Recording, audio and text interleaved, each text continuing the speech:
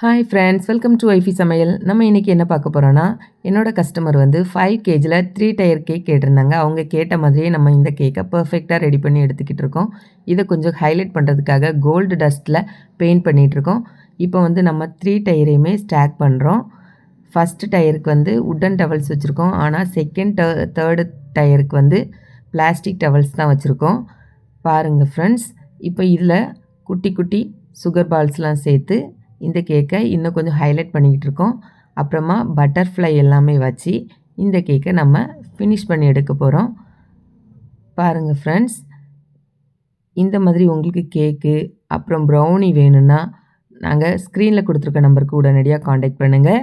இந்த வீடியோ பிடிச்சிருந்தா லைக் பண்ணுங்கள், ஷேர் பண்ணுங்கள். மறக்காமல் நம்ம சேனலுக்கு தொடர்ந்து சப்போர்ட் பண்ணுங்கள். பாருங்கள் நம்ம கேக்கு எந்த அளவுக்கு நீட்டாக இருக்குதுன்னு சொல்லிட்டு. தேங்க்ஸ் ஃபார் வாட்சிங்.